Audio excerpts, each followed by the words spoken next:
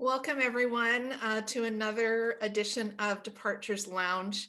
And I have with me today my business partner, Kathy, also owns Departures Travel in Oak Bay, as well as Departures Travel in Sydney. And I know I say this every week, but it really is exciting. And this week, actually, we've been having a few giggles offline here. We've got a great group all the way from Scotland today. So it's late in the evening for them.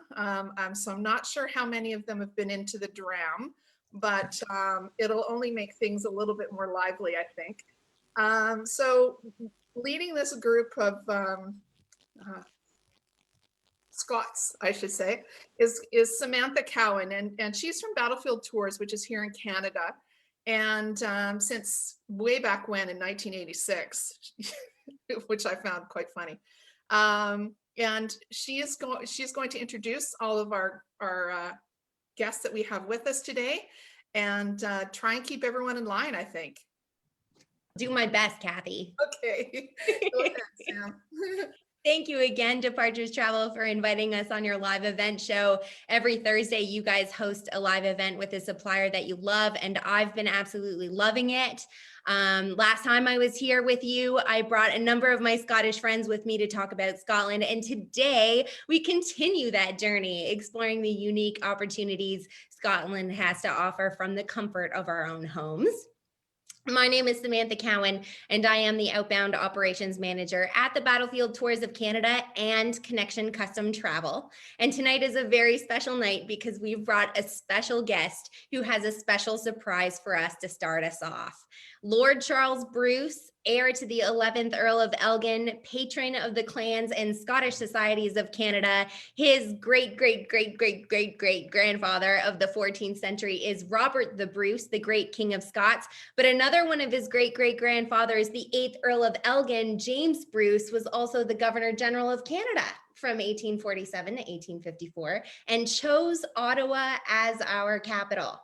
Tonight, we are honored to have him join us. He is here to perform the Haggis Address.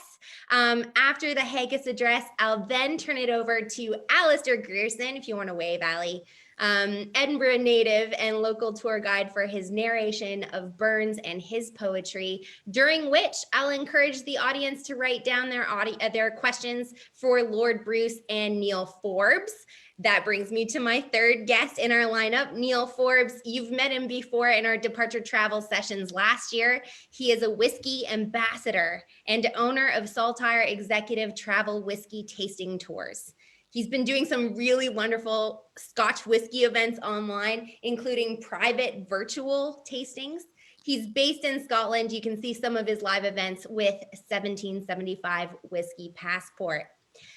Now, in this lockdown, we all should be looking to plan our future travels with intention. At the end of this event, stick around for a really wonderful Scottish prize giveaway, and I'll tell you how you can make more out of a trip to Scotland with these three wonderful people. And if you're interested, we are happy to send you a beautiful PDF that reviews all the wonderful people we've included in today's celebration of Burns. So without any ado, again, I'll introduce my three wonderful Scottish friends with us today. Neil Forbes from Saltire Executive Golf and Whiskey. You're based in Haddington, Scotland, is that right? Yeah, Haddington. It's about 20 miles, 17 to 20 miles east of Edinburgh, yeah. That's the cool thing about this, is that three of you are so close. An old royal borough, and I actually saw the charter on the royal borough from Charles's great-great-great-great-grandfather, Robert the Bruce, in 1320 when Haddington got granted the royal borough from Robert the Bruce at the time. And the charter is still in the museum here. No way. Yeah. Look at that connection. That's wild. So yeah, and again, Neil from Haddington, thanks for joining us. Alistair Grierson, you're a tour guide. You're based right in the heart of Edinburgh, are you not? Pretty much, fairly central, nice and lazily easy to get into town. And yes. I'm nominally tour guide by vocation, but not really getting much by way of tourism recently. No, but you've been wonderful. Your virtual tours as well have been really wonderful. And yeah. And Lord Charles Bruce, we call you Charles, eh? And you're at Broomhall House in West Fife. Is that correct? Yes, we're near Dunfermline, where King Robert the Bruce is buried. Wow, really? That's where you are right now? I'm actually slightly further west. I'm near the village of Curras, which is another ancient royal borough like Haddington. There you have it. There you have it. I've got a map in the back, so we'll have to take a look afterwards. Without further ado, Charles, would you like to explain to us maybe a little bit what a haggis address is and start off our wonderful ceremonies?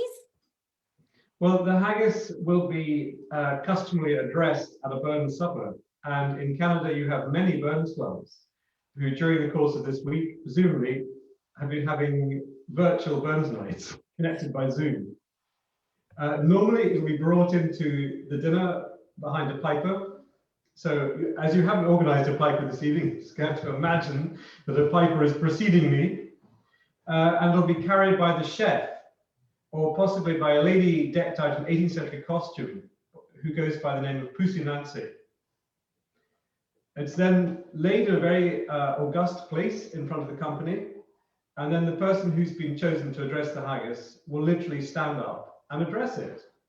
It's, I think, the only meal that has had an entire poem of praise written for it in this very unique way. Depending on the animation of the person addressing the haggis, it can be a highly entertaining and very theatrical event. It involves a very sharp knife at one point, and it can bring in other people from the dinner as sort of unwitting props, if you like. It is actually quite rude in certain parts about other countries' culinary culture, particularly the French and other European countries. But it's really, the whole thing is a bit of a joke. It was written in, I think, 1786, when Burns spent much of that year in Edinburgh. And Edinburgh at that time had lots of these dining clubs. And I think he was really trying to poke fun at this particular club by venerating a very ordinary dish. And haggis is made of, if you like, the sweepings from the slaughterhouse floor.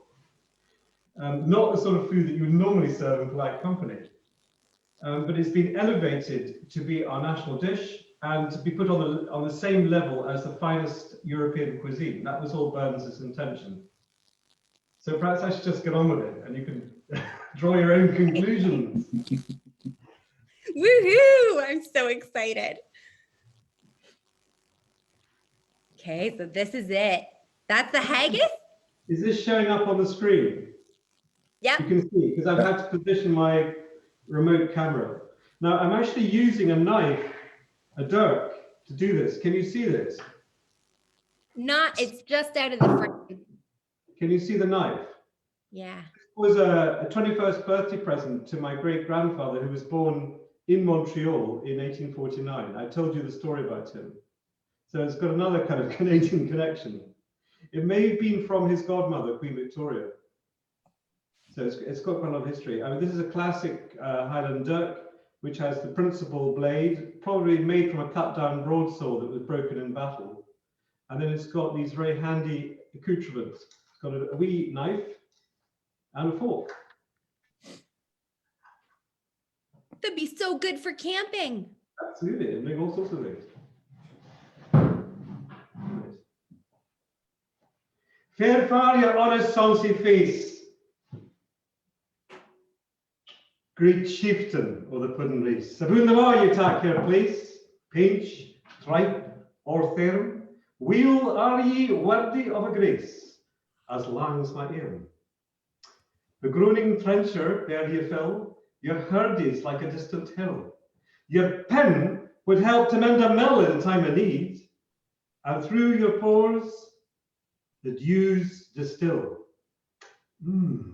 like amber bead. His knife, see rustic labour dicht, and catch ye up wi' ready slecht, drenching your gushing entrails bricht, like ony ditch, and oh, what a glorious sight. Warm reeking, rich. Horn for horn they stretch and strive, deal tack the hindmost, but on they ride, for all their well-swelled kites alive are bent like drums. An old guidman, mace like to rive, but thank it hums. Is there o'er his French ragout, or olio with storasou, or fricassee with macker's bew with perfect scorner looks down, with sneering scornful view on sick a dinner? Poor deal, see more his trash, as feckless as a withered rash, his spindle shank a good whiplash, his neve a nit. And what through bloody flood or field to dash, how unfit. But mark the rustic, haggis fed. The trembling earth resounds his tread, and clapped in his woolly neve, a blade. You'll make it whistle, and leaves, and earms, and heats will sneed like taps of bristle. O ye powers that mak mankind your care, and dish them out that bill of fare. Old Scotland wants nae skunking wear that jops and luggies. But if ye wish a grateful place, give her a haggis. That's it. My father addressed the haggis in front of Nancy Reagan. He had Ronnie Reagan on one side and Nancy on the other. And she was absolutely disgusted when he told her that everyone was going to eat it now. She said, "You want me to eat that?" So often you can't really anticipate what the response of the audience is going to be, particularly a foreign audience. But it sounds good. But I don't think that we have a close-up, so. It's probably for the best. There's a bit of plagiarism in this because Burns is supposed to have copied lines of this address from a poem written previously by a poet called Robert Ferguson, who'd actually attended a dinner at St Andrews University where the great lexicographer, Dr. Johnson, was the guest of honor. And a similar dish had been served. So, I mean, Burns had done some research to this. But I can assure you that the haggis you have in Canada is completely different. Oh, okay. Because you're not allowed to eat lung, sheep's lung in Canada. I don't know what it does to you, but it's a prescribed offal. So there's this great butchers in Edinburgh called McSween's, and they have this massive production line, as you can imagine, in January, because haggises have got to be sent to all corners of the globe. And there's a special line just for Canada, where instead of lung, you get heart, I think, sheep's heart. Oh. So the haggis served on Burns Night in Canada tastes completely different from anywhere else, I can assure you. Oh, that's good to know. So the only way we can get authentic haggis is if we come to Scotland. Or get someone to put it in their luggage. Yeah. It's passing through your equivalent of the Food and Drug Administration. It's going to be confiscated. We're not here to endorse that. That was wonderful. Thank you again. Thank you so much, Charles. I've never seen that before. Kathy's, have you guys? Not I. Never, no, that was ever. fantastic. Thank you That so was much. Yeah, But I did phenomenal. I did work at a hotel, and we did the trooping of the boar and the boar's head on the platter and the haggis, but it probably was not as authentic as this. I've never cut up a boar's head before. The last time I did this in front of a Canadian audience was in 2005 in Montreal, where I was the guest of the Montreal St Andrews Society, and they do it in incredible style. I mean, no one comes close to it. They have an entire company of Black Watch soldiers, and the bearer party, and they bring it in on a stretcher, like a veteran has been wounded. 6 of them bearing it. And I had asked the curator of a museum in Montreal if I could borrow a sword to do the honors with. And he brought this implement inside his dinner jacket, his tuxedo, and pulled it out for me to use. And it was an 18th century French bayonet from the French garrison who surrendered to the Highland soldiers. It was all very, historically accurate. And my favorite part of that story is didn't the curator have to put the sword back in the case? Yes, he did. After He you. cleaned it up and put it back afterwards, so no one knew what it had been used for. They took it out of the display. I love that so much. That's wonderful. As for everyone live watching, hello, it's so great to have you all join us. If you have any questions for Charles, now's the time to get them in. So start thinking of what you'd like to ask him, because we'll do a live Q&A session after speaking with Alistair. Alistair, I was hoping that you could tell us a little bit about Burns and why we're here celebrating. I'm glad that's what you're after, because that's entirely what I've prepared. That's great. If at this juncture you had then asked me for something different, I was going to be very worried. But yeah, happily. So Burns is Scotland's national poet. It's not technically official, but I mean, I don't think anybody would contend otherwise. Though the Robert Ferguson that Lord Campbell mentioned earlier, if he'd lived a bit longer, it might be his birthday we celebrate instead of Burns. And Burns was hugely influenced by him, as you say. I didn't realize he'd gone so far as sort of basically plagiarism, but it's one of imitation best form of flattery, right? So his birthday, Burns Night, of the 25th January, might as well be our national day, because we do have St. Andrew's Day on the 30th of November, but nobody does anything about it. But then you'll still get a sizable number of people, even around the world, as we know, coming together to celebrate Burns Night. So Burns was born into a fairly poor farming family out in Ayrshire, which is on the west coast of Scotland. And the family's business wasn't going particularly well.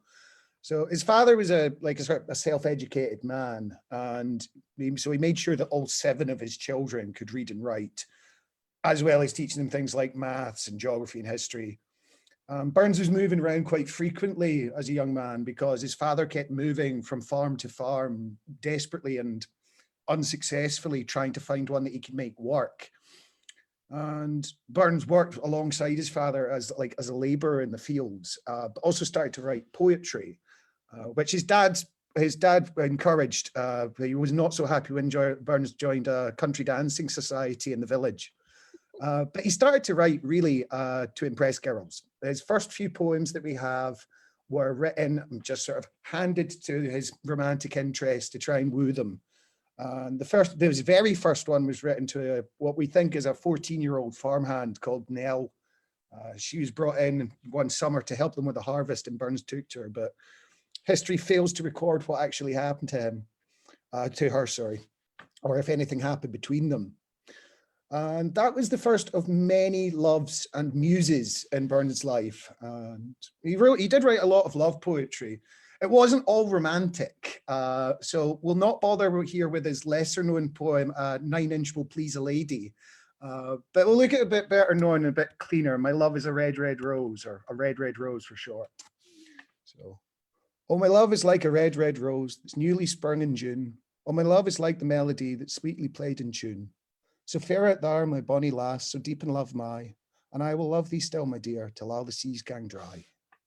Till all the seas gang dry, my dear, and the rocks will melt from the sun. And I would love you still, my dear, while the sands of life shall run. And fare thee well, my only love, and fare thee well a while, and I will come again, my love, though it were 10,000 mile. So, fun side note is Bob Dylan was once asked what his greatest single creative influence was, and he said instantly, A Red, Red Rose by Robert Burns. So, yeah, it's just a wonderful little connection, I thought, when I was reading about that. But anyway, side note, as I say. But like the love poetry was really just one string to his bow, so to speak. I mean, they did the occasional bawdy number and the humorous side, but he also had this really strong political streak. I mean, he lived through the American and the French revolutions and was a vocal supporter of both, which by the end of his life had cost him quite a few friends. But he was a man of principle, so he wasn't bothered about losing friends to standing up for what he believed in. Anyway, so when Burns' father died, William Burns, so with it went any hope of saving that farm. And then that was exacerbated by the birth of Burns' first child to his mother's servant, after which he immediately got another woman pregnant with what would turn out to be twins. So, and that was the start of a pattern, really. So Burns' plan was like to support his ever-growing family was he was going to go and work as a slave overseer on a plantation in Jamaica, which is pretty ironic considering he would go on to be this passionate advocate for abolition and also socialism. So on the abolition front, he wrote poems like The Slave's Lament, and on the sort of socialist Republican leaning side, he wrote A Man's a Man for All That. But what is extra ironic is this is what would lead him to be a professional poet in the first place, this Jamaica connection, because Burns couldn't afford passage to the West Indies. So a friend suggested he publish some of his work. And so he released a volume called Poems, Chiefly in the Scottish Dialect, which is an important thing to look at in itself, the Scottish dialect, and the fact that even in Burns's day, he felt it necessary to advertise that on the front cover. Because Burns did write in Scots a lot of the time, not exclusively, because there's this unsolvable debate about at what point the Scots language and the Scots dialect sort of diverged. But they're both descended from the early Middle English, what you'd call sister languages. And Scots was what was spoken in the lowlands of Scotland. Like in the Highlands, you had Gaelic. That was never really a universal language. You had this clear cultural and linguistic divide between the two regions. And if you do hear broad Scots, it can sound like a different language, but it can actually be deceptively closer to the modern English than it may initially appear. So one of Burns' best known poems is, of his many well-known poems, is To a Mouse. So on one of his many farms, Burns was ploughing, and in his field, he just destroyed the nest of a little field mouse. And he felt so guilty looking down at this wee creature whose home he just destroyed. And with a poet's soul, he wrote the wee thing an apology. And we're not going to do the whole thing, just the opening lines for sort of comparison Scots to English. But the opening lines are, "Wee sleek at cooring timorous beastie, oh what a panic in thy breastie, that needna start away so hasty." I'm sure you all followed that fine. Some people in our wider, oh no, you didn't. Okay. I need a translator.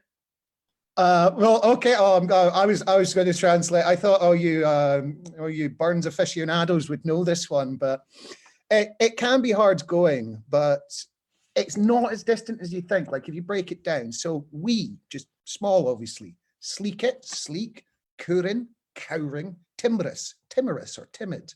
Beastie is obviously beast.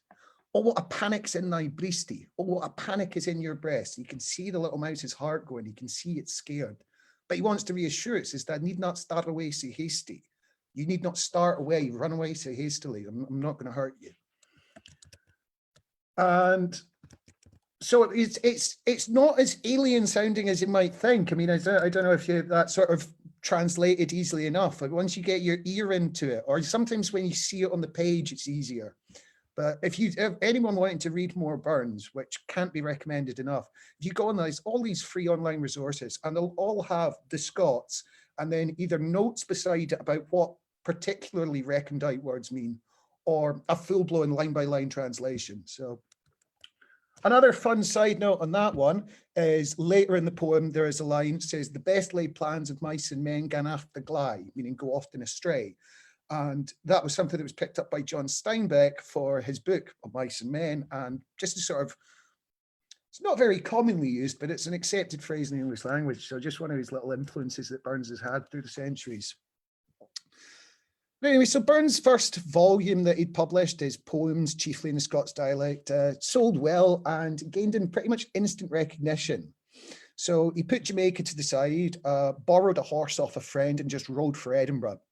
And you say, he was noisy, he didn't know anybody there. And he says, turned up without knowing a single person or with a single note of recommendation. But he got completely accepted, again, instantly by the capital's literati and also by the ladies.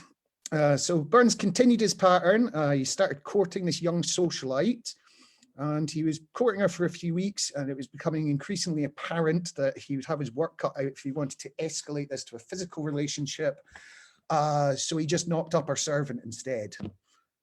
Burns would father 9 children over his lifetime, 5 of whom survived infancy, which was the big challenge in those days. And over the last couple of centuries, he now has over 900 living descendants out there walking around. So when he was in Edinburgh, Burns met a guy called James Johnson, who was trying to, this impossible, huge task of trying to catalogue and preserve old Scots songs and music. Burns loved the idea and became at first a passionate assistant, and then his efforts almost overtook Johnson's own efforts. And by the time he contributed this 600 song volume, 200 of them had been written by Burns himself, never mind discovered. So what Burns would often do is he would take a traditional tune, or sometimes take elements from multiple traditional tunes and mash them together and then craft his own lyrics to it. So the best of which are known around the globe these days, Auld Lang Syne. That was a song that he then added to. So, I mean, and again, it's that global phenomenon of every New Year's Eve or Hogmanay, as we call it in Scotland, everyone in the room at the bells at midnight gathers in that big circle. There's that weird cross your arms over thing and join hands and sort of confidently sing, should old acquaintance be forgot and never left to mind?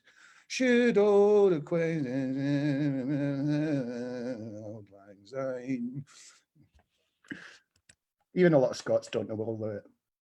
But despite his recognition and his popularity, Burns never quite made enough from his poetry to support himself or his love children. He had 4 by this point, and the farm was proving a failure. So in 1789, Burns made a bit of a career move and sold the farm, presumably to some poor schmuck that didn't realize it was worthless land. And he trained as an exciseman, which is like a tax inspector, but focused on brewing and distilling. So not a particularly popular job, you'd imagine, but Burns then used his travels around the country, inspecting and collecting, as this God-given opportunity to gather more traditional folk music. And he was known to inspect a premises and then just put his notepad away in front of the glowering landlord and be like, well, shall we have a drink and a bit of a sing-along? So he was actually quite bizarrely popular for a taxman.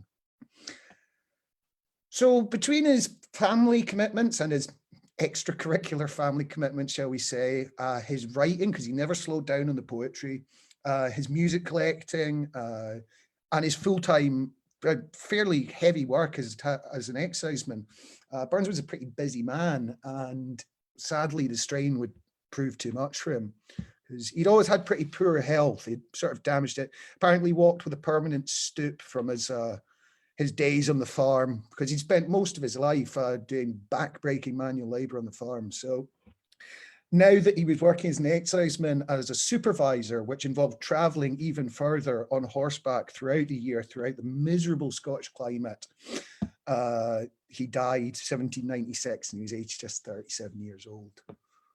So gone but not forgotten, because obviously we've got all these celebrations around the globe, we've got all these traditions, got these songs, he's worked his way into the English language, and there's also monuments everywhere. And my favorite Burns monument is at 1759 Regent Road in Edinburgh. And if you go to Regent Road, you'll realize that it's quite a long road, but it's not 1700 odd doors long, and it's not got that many properties on it. And then you realize 1759 was the year of Burns' birth. So they've given it a special address based on that. And I think that's my biography of Burns. That's lovely. Thank you so much. That's so wonderful. My favorite part was when a part that we can all empathize with, not knowing that last verse of Old Lang Syne at New Year's. We all empathize with that. So we have a few questions coming in, but before we get to that live and Q&A session, I'd like to turn our attention to Neil, our whiskey ambassador. Neil, could you tell us, because you've been doing some wonderful virtual events and you've got one coming up soon, can you tell us a little bit about it? Yes, I also run an online whisky club called 1775 Whisky Passport, and every second Friday we do live on YouTube, Facebook, various other platforms where we do a live whisky show. It's a bit comedy, a bit light-hearted, but we always taste 3 wonderful whiskies for about 40 or 45 minutes throughout that. So yeah, it's quite interesting. But I think, Sam, I could also just add a wee bit of Burns into the whisky industry. Burns was a great lover of whisky, and not by chance. In his days of an exciseman as well, he loved a whisky called Tosh. And my involvement in the whisky, because it was my great uncle, Lord Duncan Forbes, who owned Tosh in 1695, and he was Lord of Culloden, next to the battlefield there. And he had a great agreement with the government that he never paid tax. He was one of the only distilleries, the largest distillery in Scotland, who didn't pay tax at that time. And Burns himself recognised that and loved his Tosh whisky. And there is actually, he wrote a poem about Tosh and whisky as well. So it was trashed, a good Scottish word, by the Jacobites just prior to the Battle of Culloden.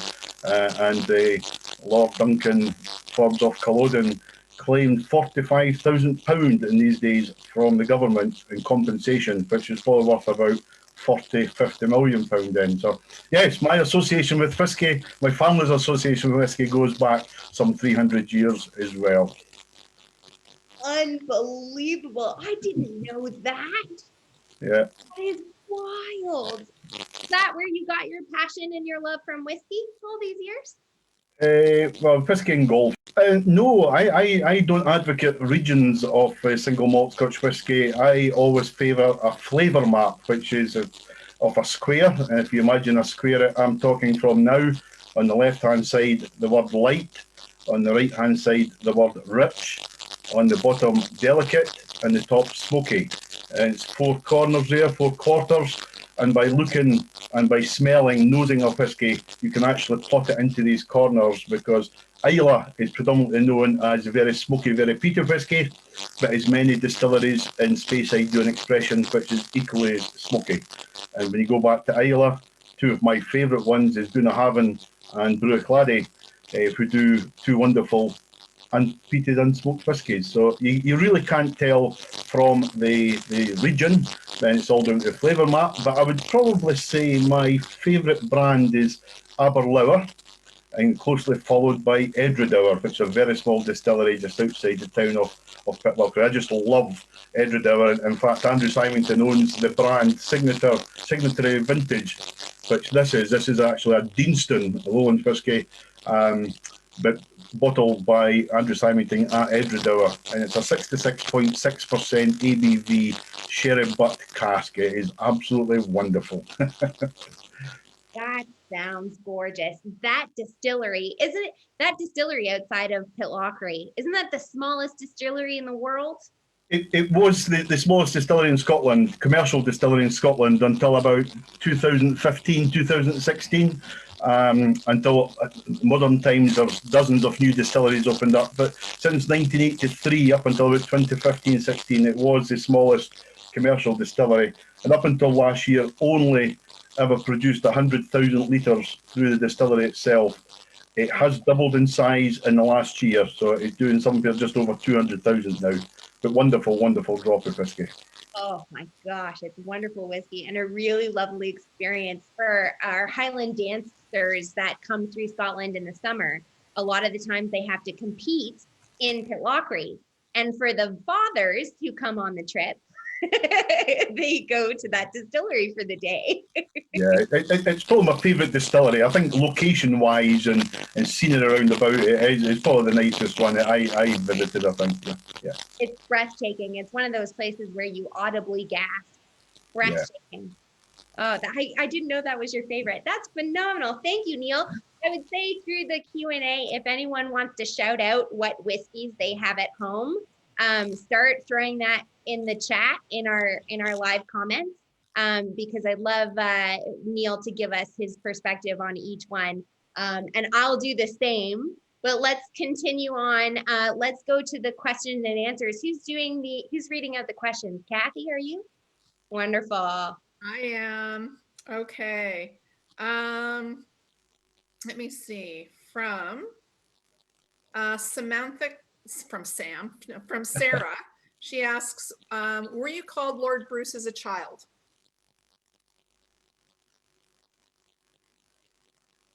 You're muted there, Charles, which is wonderful Zoom etiquette, by the way. I was given the title when my grandfather died in 1968. And up to that point, I had the title of the Master of Bruce, which is quite a mouthful for a small child.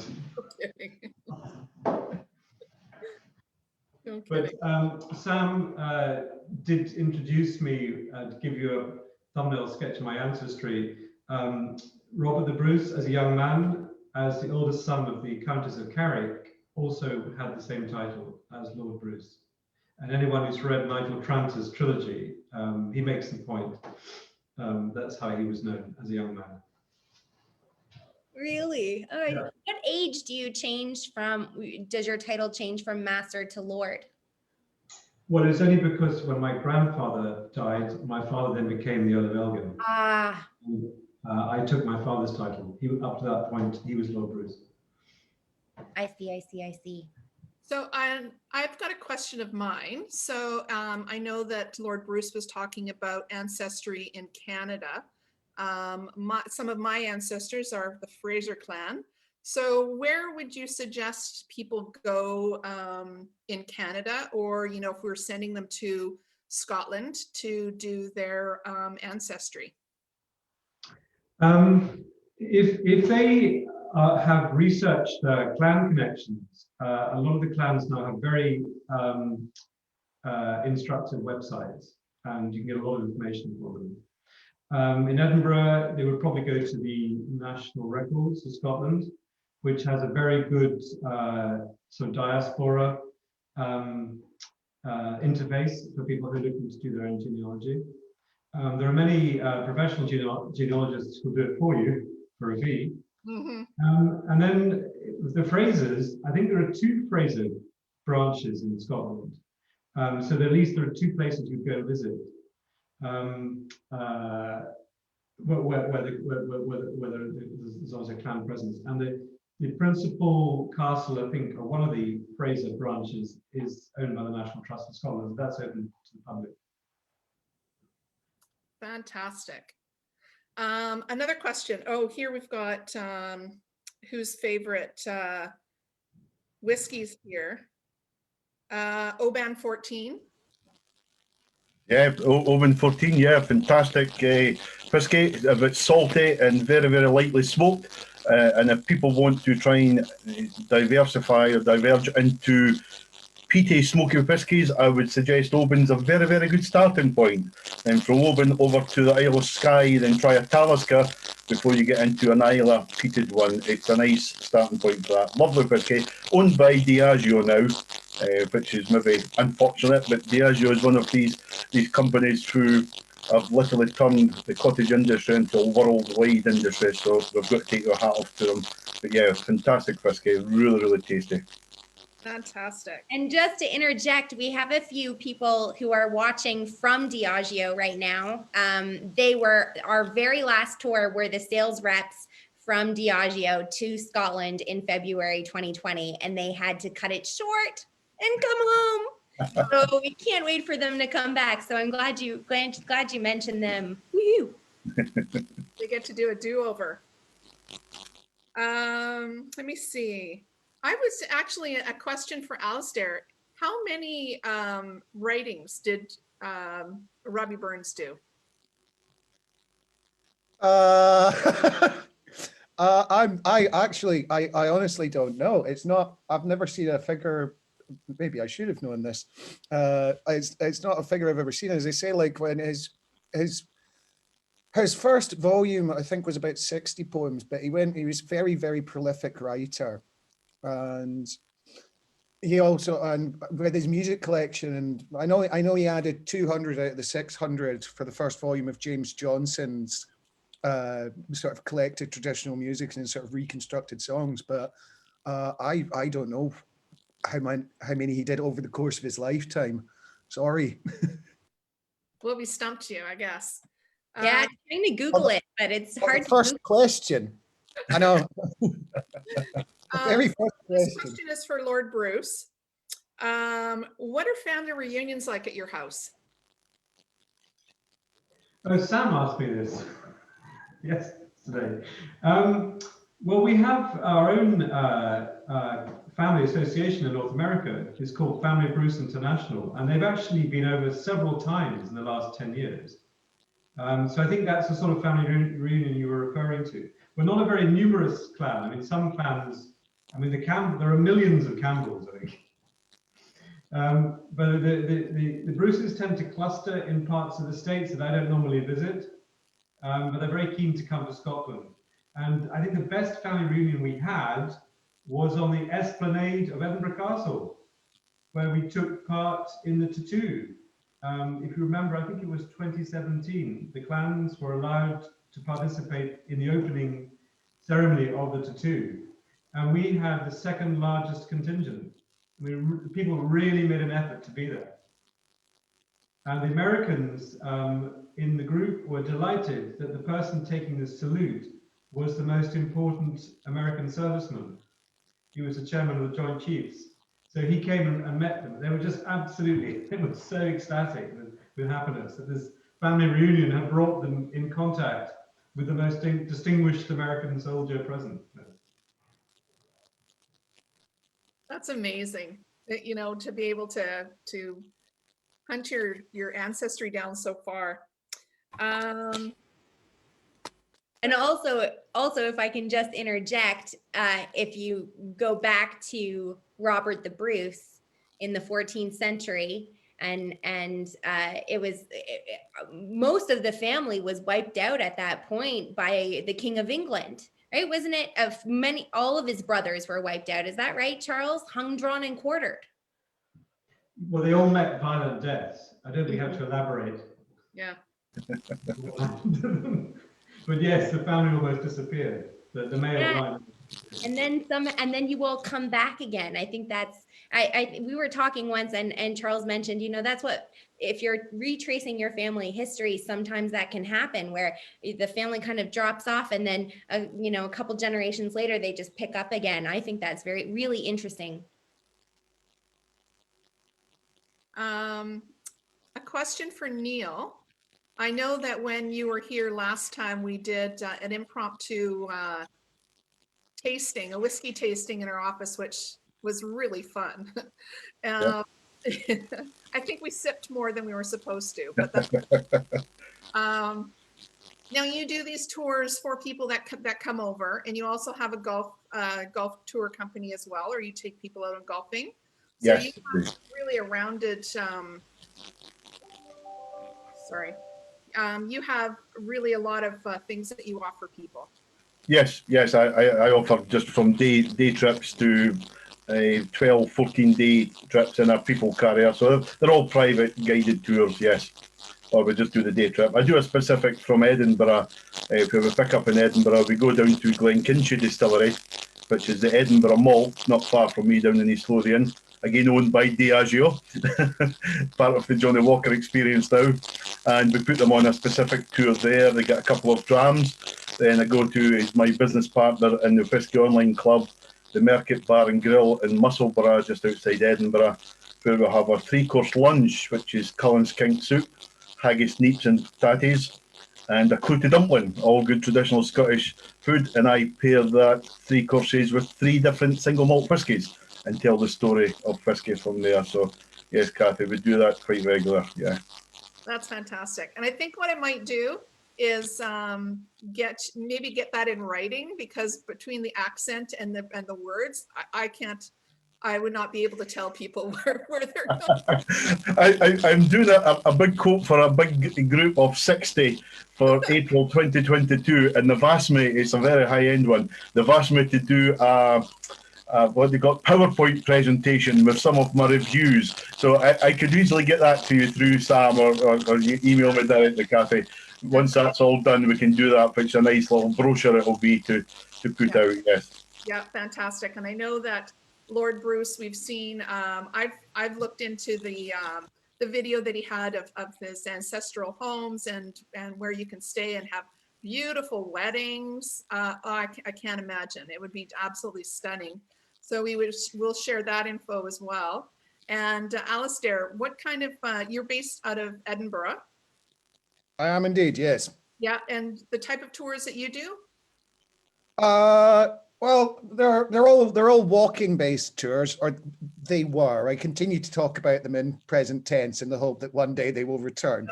So all things good and willing, I do tours of the old town, or just the Royal Mile specifically, the new town. I can do separate tours of sort of, the murders, mysteries, and legends. Not ghost tours. It's more like things like Maggie Dixon, who survived a hanging, the body snatchers selling to the anatomists. It's all historical fact based, but I promise you fun. I do tours of the National Museum of Scotland, of the castle, and I used to do a whiskey tour in the Waverley Bar, which I'd be very nervous to do in front of you, Neil. Not at all. We'll catch up sometime, Alistair, and have a dram and talk whiskey. It was whiskey and storytelling was the pitch there. So yeah, so we did four single malts, no food on this one, and in between, over the course of 2 hours, I tell them how whiskey was made, and then sort of stories that all linked in with whiskey. My favorite of which having to be the true story, the wreck of the SS Politician, the true story behind Whiskey Galore is just, I mean, that story tells itself. It's just ridiculous from start to finish. Oh my gosh, yeah. I can't wait to book my flight to Scotland. Honestly. I can't wait for people to be allowed to book flights. Sounds like so much fun. I'll tell you, I didn't realize I liked Scotch until a few years ago when I did a tasting locally, and it was all fairly good quality Scotches. And I'll tell you, I had no idea, and I thought this could be a problem. It was really, really good. So I would love to. I have a quick question, and that is, have you guys, I guess maybe Neil, have you ever done a whiskey tasting just for women over there? Not exclusively for women, no, I haven't. I always like to think people, in particular wives, come on tours with their husbands and they don't like whiskey, or so they think. I'm a great believer there is a single malt Scotch whiskey for everyone out there. So by asking the right questions of your aromas, your fruits you like, your spices you like, etc., we will find a single malt Scotch whiskey. Everybody will like one somewhere along the line. Well, I don't know that would be a real problem for the group that I travel with. I have a women's tour group that we travel around the globe and do all sorts of fun things, and I'm pretty sure most of them would love to try. So someday we'll come and visit you. We'll find a good whiskey for them, not a problem.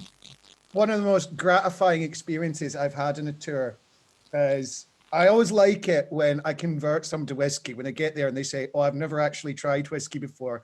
I don't drink spirits or something. And she was 73 or 74-year-old woman who had never tried whiskey in her life and just decided to go for it because her family were. And she loved it. And she was talking about where she could buy a bottle and what kind. And it was so nice. I was right up there with a guy in his mid-80s who said the last time he tried whiskey, he was American and he'd been working as a camp counselor.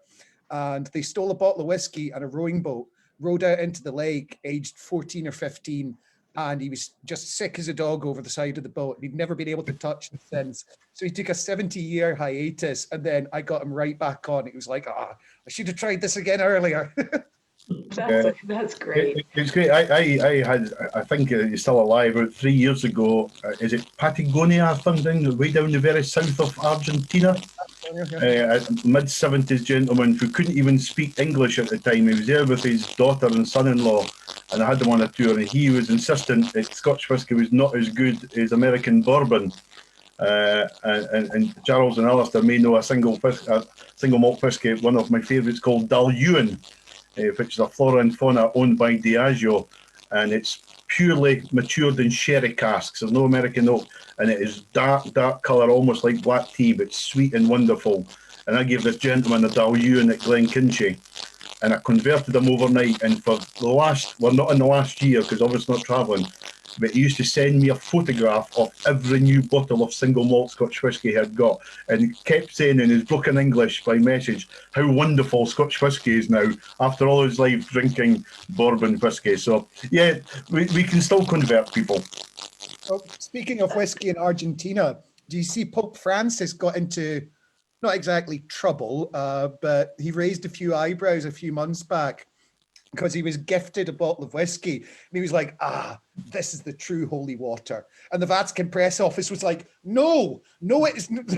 That's not the official line at all. That's fantastic. That's fantastic. So it was stricken from the papal records. Yeah, I think another good one from there, and for your Canadian audience, I get asked the question all the time. Not so much Canadians, but Americans, because it's split almost 50-50. Half are of Scottish heritage, another half are of Irish heritage. And I always get asked the question, what's the best whiskey?